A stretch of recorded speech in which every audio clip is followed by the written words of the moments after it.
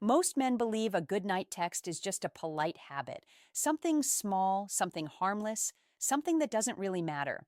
But that belief is exactly why so many men quietly lose attraction without ever realizing it.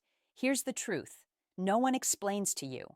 A goodnight text is never neutral. It either strengthens how she feels about you or slowly fades you into the background of her mind. There is no middle ground. Most men send predictable messages. Good night. Sleep well. Sweet dreams. They sound kind. They sound safe. And that's the problem. Women don't emotionally attach to routine. They attach to feeling. And nighttime is when feelings become louder. When a woman lies down, distractions disappear. Her thoughts slow. Her imagination sharpens. Her emotions rise to the surface. That's when her mind starts drifting into stories.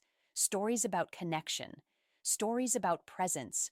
Stories that either include you or don't.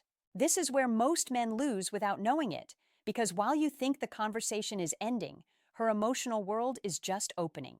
A good night text isn't a closing line for her. It's often the opening scene of what she carries into sleep. Tonight, you're going to learn how to stop sending forgettable words and start leaving a psychological imprint that lingers long after the phone is down. Not by trying harder, but by understanding how attraction actually works. If you wake up with a smile tomorrow, you'll know who caused it. This is the softest message on the entire list, and that's exactly why it works. It doesn't chase attention, it doesn't push intimacy, it doesn't try to impress. Instead, it plants a feeling.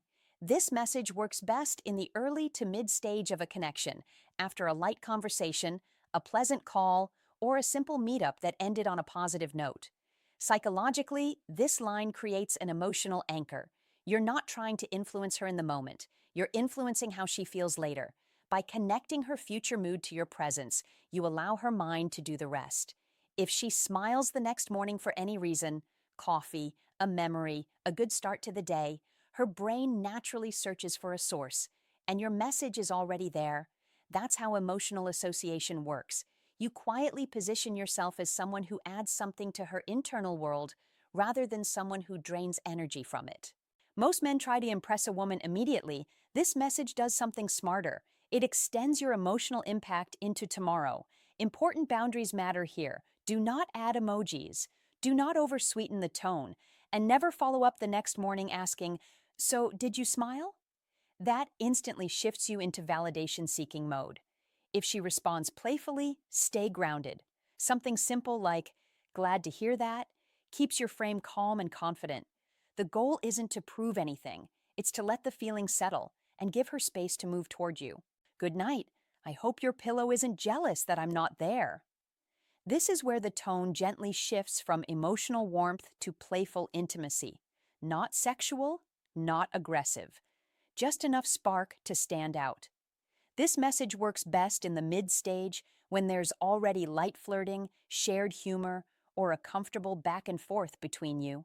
The real power of this line comes from visual imagery. The moment she reads it, her mind paints a picture, even if she doesn't consciously try to. Her in bed, her pillow beside her, and the subtle suggestion of your presence. Nothing explicit is needed. Her imagination fills in the space for you. That's what makes this effective. Humor also plays a key role here. When a woman smiles or laughs, her emotional defenses soften. She feels relaxed, safe, and more open. By personifying something harmless like a pillow, you imply closeness without crossing boundaries.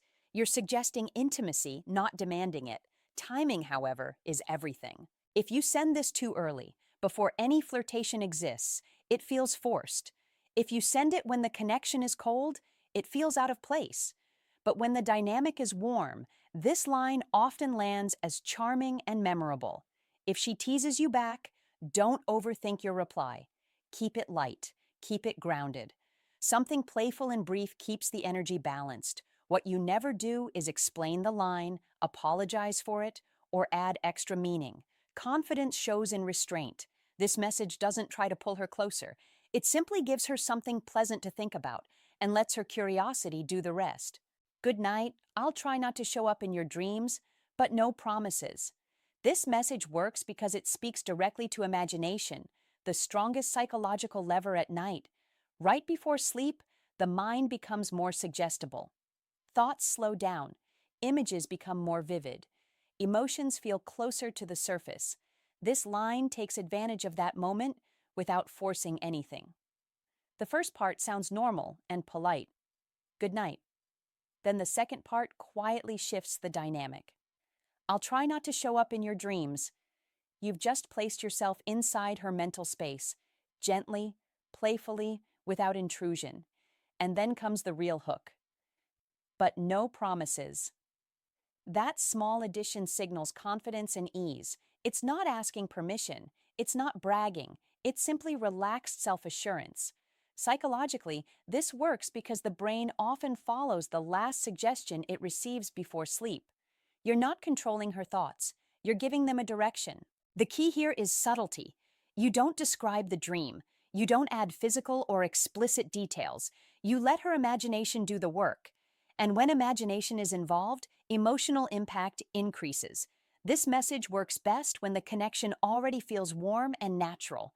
Used too early, it can feel forced. Used when she's distant, it can feel misplaced. If she responds with playful confidence or a challenge, stay calm. Short replies work best. No explanations, no backtracking. The purpose of this message isn't to make her dream about you. It's to make her consider the possibility. And once her mind does that, you've already created presence without pressure. Good night, let me know if I make a guest appearance in your dreams. This message takes everything from the previous one: imagination, curiosity, nighttime psychology, and adds something strategic: continuity. This isn't just a goodnight text, it's a quiet bridge into tomorrow. You're not asking her to think about you. You're giving her a natural reason to. By framing yourself as a guest appearance, you keep the tone playful and light, not dominant, not needy, just confident and relaxed. Psychologically, this works because it introduces a small narrative thread. Women naturally engage with stories, sharing moments, thoughts, and feelings. This line subtly turns you into a recurring character rather than a one-time interaction. And here's the important part: it doesn't demand a response. If she wants, she can bring it up the next day. If she doesn't, nothing is lost. That freedom is what keeps attraction intact. If she messages you in the morning with something playful like, "No guest appearance last night," you respond lightly and stay grounded. Something brief and humorous keeps the energy balanced. What you never do is ask the next day, "So, did I show up?" That instantly flips the dynamic and places you in validation-seeking mode. A man who understands his value doesn't chase confirmation of his presence. He lets it speak for itself. This message works best in the mid-stage when conversation feels easy and consistent. Used correctly, it creates emotional continuity. And emotional continuity is how attraction quietly deepens. Rest well, and don't smile too much tomorrow thinking about me. This message draws a clear line between confidence and insecurity. You're not asking for attention. You're not fishing for reassurance. You're calmly assuming presence. That assumption, when delivered lightly, is deeply attractive. This line works best in the mid to late stage when chemistry is already established and she's shown genuine engagement with you. Psychologically, this message taps into the power of expectation. When you imply that she'll think about you tomorrow, you plant the idea before she even goes to sleep. Her mind begins forming associations. What would make her smile tomorrow? Why might it be connected to you? That subtle anticipation creates emotional momentum. And because the line is playful, not arrogant, it lands as charming rather than pushy. But here's the critical part: your energy must match the message. You must sound like a man who wouldn't be surprised if she thought about him, not a man hoping it's true. If the connection is weak or inconsistent, this line can feel misaligned. Confidence without foundation feels hollow. If she responds with a tease like, "We'll see," you stay composed. Short, calm replies maintain the frame, no over-explaining, no reassurance.